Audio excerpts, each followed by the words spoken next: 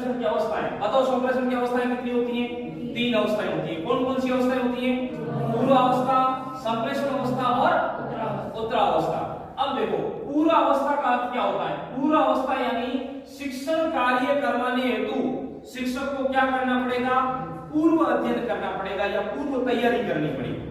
इसलिए अपने को एक बात को ध्यान रखना है कि शिक्षक को हमेशा क्या रहना चाहिए?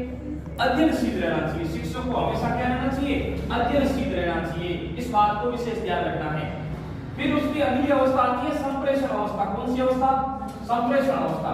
यानी कि अब शिक्षक जो घर से पढ़ के आया है या जो तैयारी करके लाया है उसको अब किसके सामने?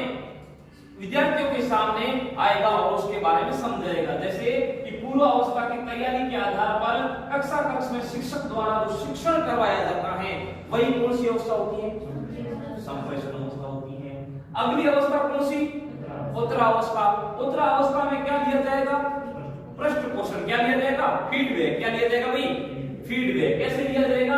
कि संप्रेषण की अंतिम अवस्था है, देखो जो शिक्षक ने पढ़ाया उस शिक्षक की पढ़ाने का जो सफलता है वो सफलता किसमें निहित है? आप बताओ जरा।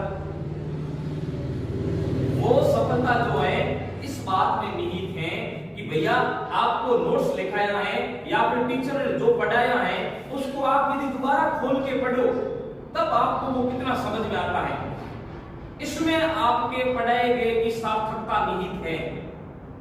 ठीक है। और इसीलिए जो टीचर है वो आपसे क्या लेता है? फीडबैक। क्या लेता है? फीडबैक। आपको क्वेश्चन आंसर पूछे जाते हैं, आपको परिभाषाएं पूछी जाती हैं, आपको विभिन्न क्वेश्चन देकर उनके आंसर निकाले जाते हैं।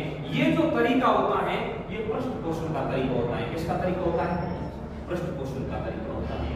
आगे बढ़ते हैं तो संप्रेषण के तत्व कह दो या संप्रेषण में शामिल जो जो चीजें होती हैं उनकी बात करते हैं। सबसे पहली चीज जो संप्रेषण में शामिल होती है वो होती है आपकी बातचीत। क्या शामिल होती है? उसके बाद में होते हैं हाव भाव। क्या होते हैं? हाव भाव। आप कैसी भाव भंगिमाएं लेकर काम करते हो, किस प्रकार आपस से संकेत करते हो, वो सब कुछ आपके मुंह का एक्सप्रेशन, आपके हाथों का एक्सप्रेशन, आपकी आंखों का एक्सप्रेशन, जितनी भी सारी जो आप भाव भंगिमाएं बनाते हो वो सारा का सारा बातचीत का ही है जो एक भाग है। आगे बढ़ते हैं। अगली है आपकी मुद्रा।